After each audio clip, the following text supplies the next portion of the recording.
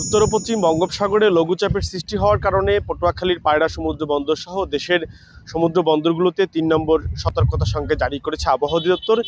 এ কারণে কিন্তু পটুয়াখালী সহ উপকূলীয় এলাকায় যে সকল মাছ ধরার ট্রলার এবং নৌকাগুলো রয়েছে সেগুলোকে নিরাপদ আশ্রয়ে থাকতে বলা হয়েছে। আমরা যদি বলি যে এই মুহূর্তে আমরা দাঁড়িয়ে আছি পটুয়াখালীর মহিপুর আলীপুর মৎস্য বন্দরে। এটি হচ্ছে দেশের অন্যতম বড় একটি পোতাশ্রয়, যেখানে ঝড় জলোচ্ছ্বাস বন্যার সময় বিভিন্ন নৌযানগুলো এখানে আশ্রয় নিয়ে থাকে। আপনারা দেখছেন যে পুরো এই আলীপুর মহিপুর যে শিববেড়িয়া নদী, সেই নদীর দুপারে কিন্তু মাছ ধরার ট্রলারগুলো নোঙর করা আছে। জেলেদের সাথে আমরা কথা বলেছি, তারা সাগরে গিয়েছিল কয়েকদিন আগে, কিন্তু দুর্যোগপূর্ণ আবহাওয়ার কারণে তাদেরকে আবারও ফিরতে হয়েছে।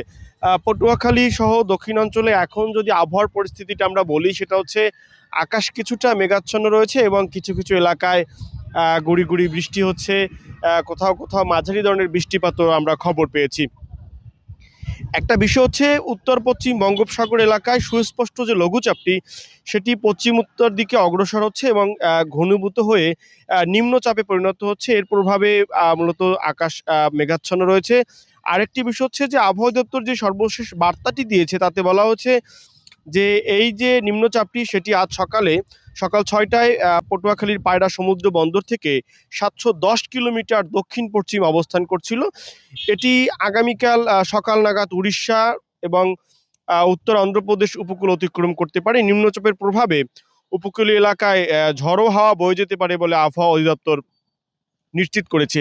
একটি বিষয় হচ্ছে যে পটুয়াখালী সহ উপকূলীয় এলাকায় যেসব জেলেরা রয়েছেন, তারা এই মুহূর্তে যেহেতু নিরাপদ আশ্রয়ে রয়েছেন, সেই ক্ষেত্রে কিন্তু এই মৎস্যবন্দর আলীপুর মহিপুর এখন অনেকটা নিষ্প্রাণ। কারণ এখানে এই সময়টায় কিন্তু মাছ আসা যাওয়ার কথা, মাছ ওঠার কথা, কিন্তু তেমনটি আমরা দেখছি না, যেহেতু জেলেরা এখন অলস সময় পার করছেন।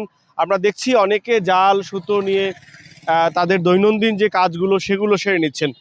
পুরো পরিস্থিতি যদি আমরা বলি, সেটা হচ্ছে যে উপকূলের মানুষের মধ্যে কিন্তু এখন পর্যন্ত এই ঝড় বা নিম্নচাপ নিয়ে তেমন আসলে আতঙ্ক বা এটিকে তারা খুব বেশি গুরুত্ব দিচ্ছে না। কারণ খুব দ্রুত ঘন ঘন কিন্তু নিম্নচাপ সৃষ্টি হচ্ছে, লঘুচাপের সৃষ্টি হচ্ছে।